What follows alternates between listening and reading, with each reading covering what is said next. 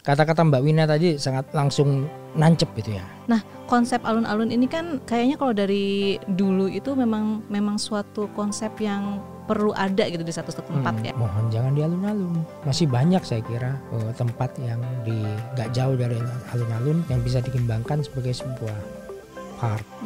Apakah masih relevan? Apakah masih diperlukan fungsi alun-alun? Assalamualaikum warahmatullahi wabarakatuh. Apa kabar Sobat IPB? Selamat datang di IPB Podcast. Sobat IPB, pada IPB Podcast kali ini kita akan membahas tentang alun-alun. Nah, apakah alun-alun ini masih relevan di masyarakat modern saat ini? Nah, untuk membahas hal tersebut, telah hadir bersama kita Ketua Departemen dari Departemen Arsitektur Lanskap Fakultas Pertanian IPB University, Dr. Ahmad Arifin Hadi, atau biasa dipanggil atau disapa Pak Mek. Apa kabar Pak Mek? Wow, amazing. Makasih Pak Mek nih sudah bisa hadir di IPB Podcast. Ya, sama-sama, Padahal Mbak. pasti jadwalnya penuh banget nih Pak Mek, tapi bisa menyempatkan diri untuk hadir di IPB Podcast untuk sharing-sharing nih terkait dengan alun-alun. Ya. Begitu ya Pak ya. Nah, mungkin sebelum kita beranjak ke diskusi yang lebih dalam Pak, bisa mungkin Bapak menyampaikan dulu apa sih yang dimaksud dengan konsep alun-alun ini? Silahkan Bapak. Baik Mbak Wina. Kata-kata Mbak Wina tadi sangat langsung nancep gitu ya. Mbak Wina nanya apakah alun-alun masih relevan dengan kehidupan masyarakat perkotaan saat ini? Yap. Itu yang saya khawatirkan sebenarnya. Kenapa Pak? Bapak khawatir kenapa? Karena identitas atau karakter alun-alun ini di banyak kota di Indonesia ini semakin menghilang. Oke. Nah tadi kemudian nanya apa sebenarnya itu alun-alun. Ya. Kalau kita membuka berbagai macam literatur ya atau bahan bacaan ya, alun-alun ini adalah ruang terbuka ya. Dia berada di tengah kota, di sentrum ya, dan ditutup dengan rumput ya. Yes.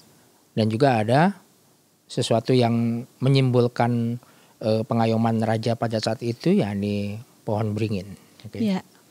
Dan yang paling penting adalah dia dikelilingi oleh jalan dan bangunan-bangunan penting sekelilingnya, seperti misalnya pendopo, ya, kantor pemerintahan, kemudian terus kantor pos, ada sekolah terbaik di situ. Kemudian juga ada tempat beribadah di situ, biasanya Masjid Agung ada di situ, betul. Pasar dan juga penjara, ada bank juga kadang ya. Nah itu yang membedakan alun-alun ini dengan, mohon maaf misalnya dengan lapangan rumput biasa. Baik. Ya. Atau tempat yang diklaim oleh banyak kota saat ini. Tiba-tiba dia membuat sesuatu terus diklaim sebagai alun-alun gitu ya. Padahal alun-alun, padahal konsepnya beda begitu. Beda. Oke. Nah itu dari karakter alun-alun seperti itu yang menggugah saya, sangat concern saya dengan keberlanjutan alun-alun ya. Okay. Karena karakternya itu semakin terancam. Ya. Baik yang terjadi di alun-alun itu sendiri atau di tempat baru atau di kota yang baru yang membuat sebuah place sebagai alun-alun padahal itu bukan karakter alun-alun. Nah itu jadi baur gitu. Baik. Kalau kita tarik gitu ke bisa dikatakan zaman dulunya sejarahnya begitu Pak ya. Kalau alun-alun sendiri memang begitu ya konsepnya dari awal itu adalah satu ruang terbuka, rumput gitu kan dengan rumput dan ada pohon beringin, dikelilingnya adalah jalan dan juga tempat-tempat tadi itu fasilitas-fasilitas yang penting begitu ya, vital untuk masyarakat di sana. Jadi kayak gitu ya Pak ya, dari dulunya itu memang harapannya sudah seperti itu. Betul sekali. Jadi kalau kita lihat alun-alun ini mulai dari zaman prakolonial ya, dari zaman Majapahit pun sudah ada alun-alun ya. Kemudian kerajaan-kerajaan selanjutnya itu ada juga alun-alun. Semakin berkembang lagi menjadi center dari sebuah kota pada zaman Belanda ya dan seterusnya sampai modern saat ini. Saya bukan ahli sejarah, jadi saya tidak ingin membahas mengenai sejarah, gitu ya, sejarah dari alun-alun. Namun yang jelas alun-alun ini dia itu berkembang seperti tapi perkembangan alun-alun ini juga perkembangan dari kota itu dan masyarakatnya, gitu ya. Jadi saksi dari perkembangan satu kota atau mungkin tadi bisa juga dari kecamatan gitu ya Pak ya. Ada alun-alun juga begitu ya Pak ya. Ya, betul. Baik. Nah konsep alun-alun ini kan kayaknya kalau dari dulu itu memang suatu konsep yang perlu ada gitu di satu tempat ya, karena ada kaitannya dengan aspek sosial juga gitu ya Pak ya. Kemudian juga ada kaitannya dengan government, bagaimana mungkin sirkulasi informasi, sirkulasi ekonomi juga terjadi di sekitar alun-alun begitu ya Pak ya. Nah untuk sekarang di era modern seperti saat ini gitu ya Pak ya, di mana informasi itu kan masif sekali bisa lewat jalur jaringan gitu kan, lewat internet gitu, tidak perlu orang tatap muka dan lain sebagainya. Apakah masih relevan? Apakah masih diperlukan fungsi alun-alun? Ya, tentu saja Mbak Ina. Walaupun kita zaman internet sosial media saat ini kita bicara satu sama lain melalui handphone ya. Tapi ingat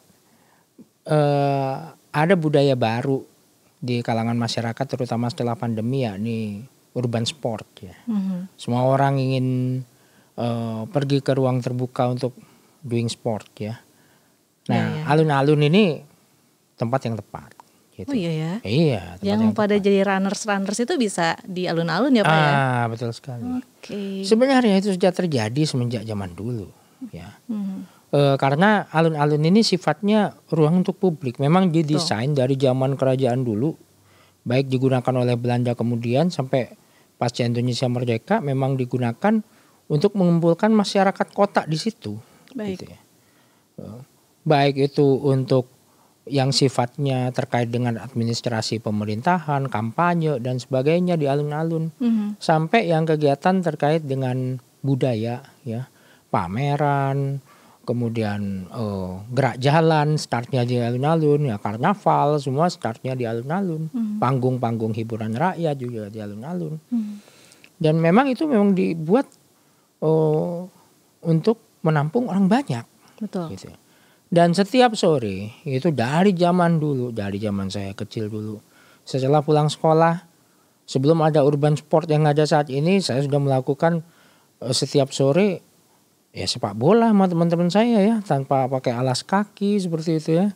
Kemudian terus melakukan olahraga voli, basket dan sebagainya, semuanya di alun-alun. Dari berbagai penjuru kota datangnya ke alun-alun. Gitu. Sangat dekat dengan kehidupan masyarakat sangat gitu ya alun-alun. Ya, izin Bapak dari mana asalnya? Saya Bondowoso, Jawa Timur. Berarti di alun-alun Bondowoso tuh Bapak. Alun-alun Bondowoso itu sangat. Sudah sangat dekat sekali dengan kehidupan Bapak. Bahkan mungkin jadi saksi bertumbuhnya Bapak begitu ya Pak ya. Iya betul sekali. Dari SD, SMP, SMA semuanya di alun-alun. Baik yang rumahnya sekitar alun-alun maupun sampai yang agak jauh ya, berapa kilometer. Jadi kalau misalnya kita ada acara ya alun-alun. Oke. Maka dari itu alun-alun ini sangat dekat dengan masyarakat kotanya. Karena masyarakat kota itu tumbuh berkembang bersama alun-alun. Betul. Baik. Mulai dari kecil sampai dewasa sampai manula itu ya, dekat dengan alun-alun.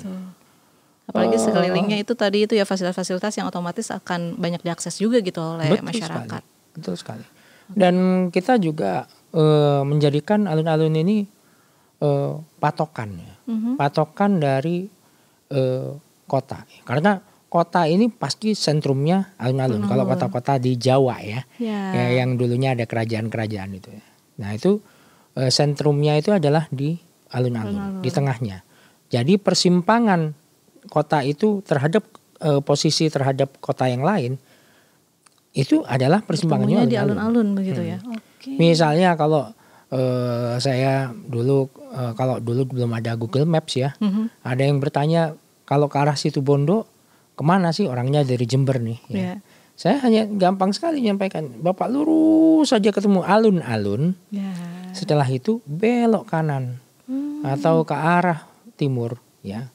Belok kanan karena di situ ada masjidnya. Kalau berlawanan masjid pasti arahnya ke timur tuh, karena masjid kan hadapnya barat. Ya. Nah itu lurus ke kanan aja, lurus itu udah situ Bondo. Jadi alun-alun ini selain jadi tempat juga jadi patokan ya. Patokan, jadi identitas suatu kota gitu ya Pak ya? Iya, identitas suatu kota. Oke, yang pasti karena setiap orang yang perjalanan darat pasti akan melewati alun-alun gitu kalau misalnya Betul dari sekali. satu kota ke kota yang lain gitu ya Pak ya? Itu juga penanda. Kalau misalnya kita berkendara di bukan jalan tol Pantura, sebenarnya kita itu melewati alun-alun. Oke. Iya, melewati alun-alun. Misalnya saya sudah melewati kota Brebes, Pekalongan, ya, Batang, Rembang, dan terus ke timur ini. Yang saya lihat itu ya, wah saya udah ngelewatin ini ketika saya ngelewatin alun-alun.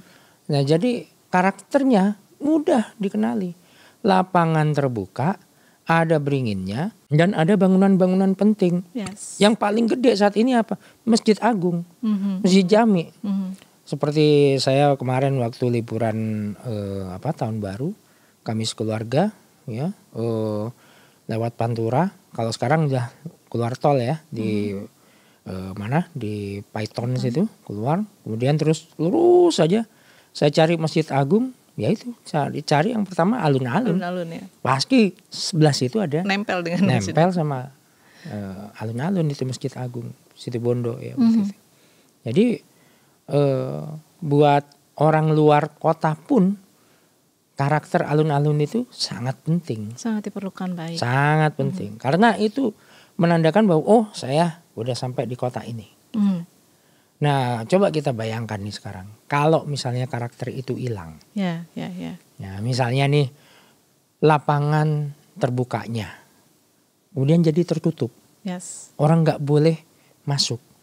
Karena takut rusak. Itu udah bukan alun-alun, karakter bukan alun-alun. Baik. Kemudian terus rumput, ya lapangan rumput diganti dengan material yang lain, ya baik itu sintetis maupun perkerasan, ya mohon maaf itu bukan karakter alun-alun. Tapi mungkin gitu Pak, ada yang pengen alun-alunnya biar kelihatan modern gitu, terusnya akhirnya diganti jadi cornblock apa kayak gitu. Itu gimana Pak? Kalau ingin membuat sebuah park, saya kira lahan kota masih banyak. Oke. Ya. Buat di tempat yang lain. Baik. Karena ini harus di-preserve ya. Baik. Dengan segala macam budaya di dalamnya itu harus Karena elemen-elemen tadi itu kaitannya dengan tadi ya, budaya. Historis di sebelum-sebelumnya begitu. Karena memang harus ada pakai rumput. Ada pohon beringin begitu ya Pak ya. Sebagai landmark juga. Sebagai landmark, oke. Baik. Tapi kan Pak sekarang juga ada banyak ya tadi itu, walaupun Bapak sudah menyampaikan juga sih, ada ruang-ruang terbuka, konsep-konsep taman seperti Bogor juga banyak sekali ya Pak ya, taman-taman seperti itu. Berarti sebenarnya itu nggak bisa menggantikan peran dari alun-alun ya Pak? Mohon maaf, saya mungkin itu kontroversi ya kalau saya ngomong seperti ini, mungkin kontroversi. Mohon maaf sekali kepada mungkin ahli-ahli yang lain mungkin ya yang sudah membuat alun-alun modern seperti itu. Kalau saya lebih mementingkan konsep alun-alun harus dipertahankan. Oke. Ya. Baik. Boleh aja misalnya membuat sebuah park, tapi kalau memang itu bukan alun-alun, jangan paksakan pakai nama alun-alun. Baik. Karena itu masyarakat jadi baur. Alun-alun ketika kita datang yang banyak perkerasan. Bukan di dekatnya, bukan hadapannya dengan kantor bupati atau wali kota, nggak ada pendoponya. Betul. Juga, dan nggak terasa alun-alunnya, gitu ya, nggak kerasa alun-alunnya. Nah, kenapa kok saya sampaikan begini? Agar budaya kita itu tetap terjaga, iya kan? Dan lahan di kita bukan nggak ada, masih ada kok, gitu ya. Tapi menarik juga, berarti kan budaya yang kita maksud itu bukan hanya tadi itu ada kegiatan ritual, adat istiadat seperti itu, tapi juga itu tadi ya Pak ya, ada konsep ruang begitu, itu pun bisa terkait dengan budaya kita juga yang harus Betul dipertahankan sekali. begitu ya Pak ya. Betul sekali. Baik, terus tadi Bapak juga menyampaikan ini kan mungkin ada historinya dari kerajaan-kerajaan di Jawa Iya. begitu ya. Berarti alun-alun ini konsepnya memang ada di Pulau Jawa. Kalau kayak di luar Pulau Jawa tuh bagaimana Pak? Apakah ada konsep serupa atau gimana? Saya masih belum melakukan riset untuk hal tersebut ya. Tapi yang jelas kalau lihat dari awalnya itu ya dari literatur yang saya baca memang itu alun-alun ini adalah tempat di mana raja dan masyarakatnya itu bertemu. Ya. Dan juga kadang juga raja itu ingin melihat kesiapan pasukannya itu juga di situ. Oke. Gitu. Jadi memang munculnya kerajaan-kerajaan lokal di Pulau Jawa ini maupun kerajaan yang besar itu pasti ada alun-alun. Ada alun-alunnya. Ya. Dan itu memang sudah dari zaman dulu. Ya. Saya nggak tahu kalau misalnya kerajaan di luar di Jawa apakah punya yang serupa seperti itu. Mohon maaf atas keterbatasan. Kan kita sama-sama belajar juga, mungkin ada sobat IPB TV yang tahu juga kan bisa sharing nanti di kolom komentar juga ya Pak ya. Iya kan? Jadi kita bisa diskusi gitu kan bareng-bareng dengan juga audiens yang nonton nih, bareng-bareng kita berpikir kita sama-sama gimana sih terkait dengan konsep alun-alun ini begitu ya Pak ya. Kalau di luar negeri juga gimana Pak? Apakah ada juga konsep yang serupa? Kalau di luar negeri konsep center dari kota ini ya, ini berbeda-beda. Waktu saya zaman kuliah S2 dulu, saya di Jerman ya. Saya melihat kota-kota di Jerman ini mereka punya Platz, sentrum yang disebut sebagai sentrum di tengah kota, dan itu bukan lapangan rumput. Jadi berupa plaza. Oke, plaza. Berupa plaza. Dan di situ kosong aja, plaza kosong. Dikelilingi oleh bangunan-bangunan kayak bank dan lain sebagainya ya. Hampir sama, jadi tempat tengah kotanya, sentrum. Ya. Jadi kota itu ada yang polanya grid kayak gitu ya, ada yang radial dan sebagainya, ada yang organik. Dan itu biasanya di kota-kota di Eropa ini kan bentuknya grid, tengah-tengahnya itu alun-alun. Alun-alunnya itu yang bisa disebut sentrum. Plaza atau sentrum gitu ya Pak ya. Ya, ini berbeda dengan di Jepang. Oke, beda lagi. Jepang tertarik dengan konsep alun-alun ini karena ada kolega kami ya, namanya Takako Kohori, yaitu melakukan riset di Indonesia mengenai alun-alun karena beliaunya tertarik ya dengan alun-alun ini.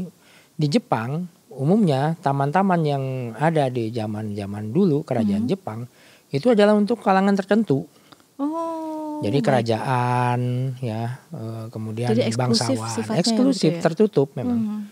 Ada itu Imperial Palace ya tertutup. Nah baru setelah itu zaman 1900-an itu muncul Hibiya Park, itu public park gitu ya. Nah, jadi itu pun bentuknya bukan alun-alun tapi park ya, Hibiya Park. Gitu. Saya juga pernah datang ke sana juga ya. Nah itu yang dibuka untuk umum gitu. Makanya di kota-kota Jepang mungkin yang ada bukan alun-alun tapi park ya. Kalaupun kita datang ke Imperial Palace sekarang terbuka, iya. Dulu kan enggak. Dulu eksklusif banget gitu dulu ya. eksklusif, ada temboknya gitu ya. Yang bisa akses hanya orang-orang tertentu. Hanya orang-orang tertentu gitu. Dan oleh sebab itu orang-orang Jepang tertarik melakukan penelitian mengenai alun-alun bersama saya pada waktu itu ya. Dan kami dari orang Jepangnya ini ternyata bisa mengakses ke perpustakaan di University of Leiden. Dan ternyata memang set plan dari alun-alun ya, beberapa alun-alun yang ada di Pulau Jawa ini ternyata ada set plannya di University of Leiden ya. Jadi ini set plan lama ya. Dan kami menginventarisir ya, setelah itu kita juga lihat juga di kondisi saat ini gitu ya. Dan bersama-sama kita kunjungi satu persatu alun-alun satu persatu. Dan ternyata ada 90 alun-alun di Pulau Jawa. Ini ya. Luar biasa, dan itu satu-satu dilihat gitu ya. Ya. Dan pasti dengan karakter ya, walaupun mungkin sekarang udah agak ada yang berubah-berubah gitu ya Pak, tapi karakternya itu tadi masih seperti itu begitu masih, ya. Oke. Dan itulah yang membuat menarik, dan menariknya juga ini menggambarkan karakter juga ya, karakter bangsa kita berarti ya Pak. Karakter bangsa kita, ya kan? betul. Karena berarti kan ya bangsa Jepang kan ya tadi mungkin mereka nggak begitu sosial gitu ya, individualis. Jadi I don't know, maybe teman-teman juga bisa gimana nih kita bisa diskusi gitu kan. Jadi kan ngelihat ini ada tadi eksklusif gitu kan, ada eksklusivitas. Sedangkan di kita kan konsepnya itu memang benar-benar ada aspek sosial sehingganya inklusif kan, semua rakyat bisa menikmati atau mengakses alun-alun gitu kan dari zaman dulunya begitu. Betul sekali Mbak. Dan memang karakter budaya masyarakat kita kan open ya, artinya gampang akrab kayak gitu ya. Itu tercermin sekali ya buat yang hidup di kota yang punya alun-alun, itu biasanya temennya banyak. Oh iya. Ya kan, dan punya memori yang sama. Ya. Dan itu sangat melekat ya. Sampai kami kemarin itu waktu tahun baru yang saya cerita tadi, itu kami ada reuni 25 tahun SMA. Oke. Hari Sabtunya. Hari Minggunya saya jogging di alun-alun. Ternyata ketemu teman-teman saya lagi. Jadi kami memang tanpa janjian. Minggu paginya itu lari di alun-alun. Dan itu wah sangat senang lah gitu ya. Sangat-sangat senang. Itu karena ada kedekatan dengan alun-alun, jadi tanpa janjian ketemu juga dia. Ketemu juga ya. Menarik banget. Dan itu memang benar kata Mbak. Itu yang membedakan karakter masyarakat kita dengan karakter masyarakat yang luar. Lain begitu. Oke. Lalu kalau ke depannya Bapak, menurut Bapak gitu konsep alun-alun biar kita tetap bisa nge-preserve konsep ini, apa yang harus kita lakukan Pak? Karakter utama dari alun-alun jangan dihilangkan. Yang bisa dilihat oleh visual mata manusia. Ya, misalnya hamparan rumputnya, please jangan dihilangkan. Ya, jangan ditanami pepohonan yang lain selain beringin. Kalau di pinggir-pinggirnya ya jangan terlalu banyak gitu ya. Sekedar untuk penaung pedestrian. Apalagi kalau diubah jadi perkerasan, itu jangan ya. Itu karakter utama. Ya. Kemudian keberadaan pohon beringin ini juga mohon di-preserve ya, di-conserve. Karena beringin ini pun juga menjadi memori buat kita juga. Ya, memori buat kita. Kita jadi punya feeling, takut kalau ada pohon beringin itu karena kita sering juga main-main di situ ya, di dekatnya pohon beringin. Ya.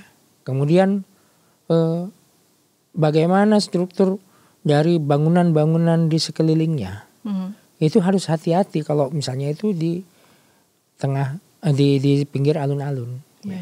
Artinya banyak sekali bangunan-bangunan kolonial saat ini, ya maupun bangunan-bangunan dari kerajaan ya, itu yang terancam keberadaannya ya, untuk dijadikan penggunaan yang lain gitu ya.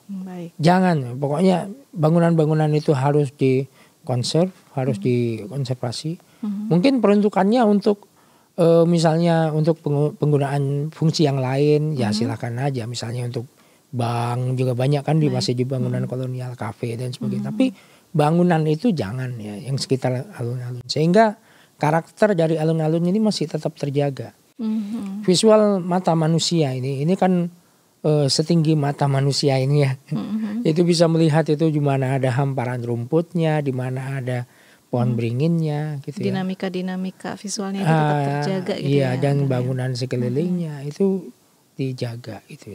Kalau misalnya ingin membuat suasana seperti park atau taman kota, mohon jangan di alun-alun gitu. Masih banyak saya kira tempat yang gak jauh dari alun-alun yang bisa dikembangkan sebagai sebuah park ya. Ya. Kenapa penting ini? Karena pertama menjaga budaya kita ya, karena ini sebagai suatu bentuk budaya.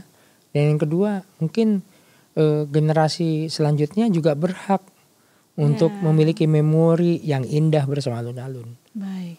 Jangan sampai itu hanya jadi cerita. Dulu bapak atau kakek udah kalau ketemu teman di sini di alun-alun, sekarang kamu nggak punya. Jangan sampai kayak gitu. Kasihan generasi selanjutnya. Kalau dari aspek lingkungan gimana Pak?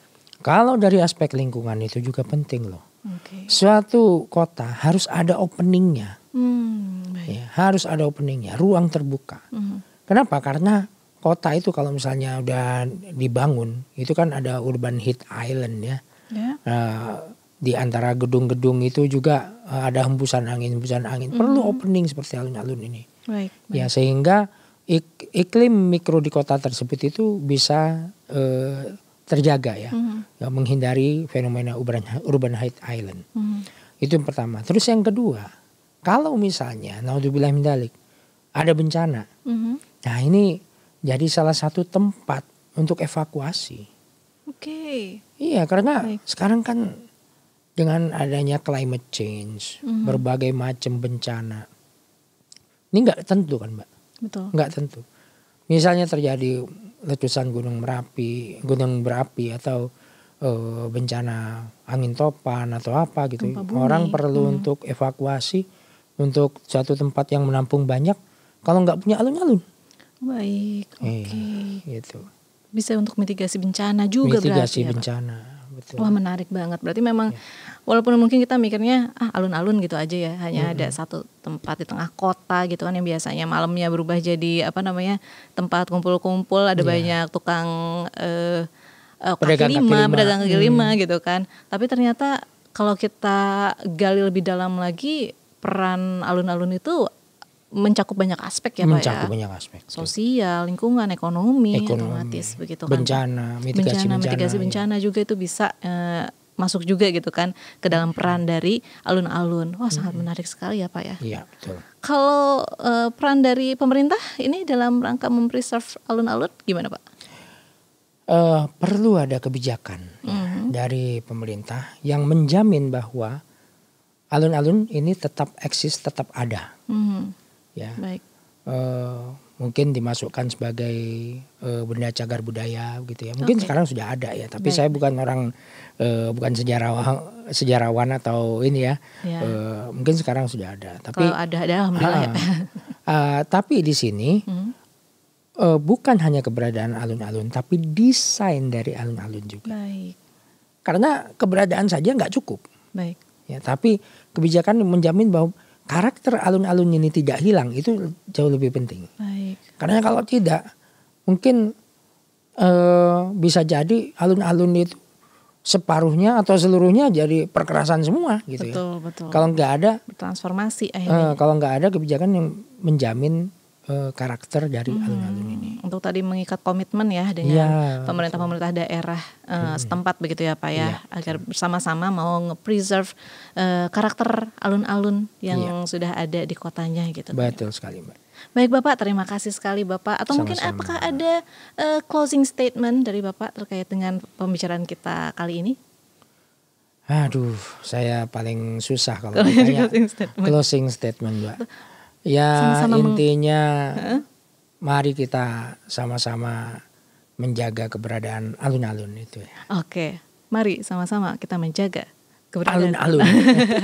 Aduh.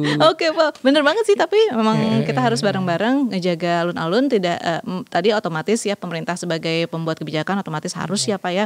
Dan juga kita juga nih sebagai masyarakat yang mengakses alun-alun juga, kita juga harus jaga juga dengan tidak buang sampah sembarangan. Betul. Tidak merusak begitu ya Pak. Vandalisme itulah yang paling dekat yang bisa kita lakukan untuk sama-sama membantu nge-preserve alun-alun yang kita miliki, karena ternyata secara sejarah pun dia sangat banyak sekali ya Pak ya.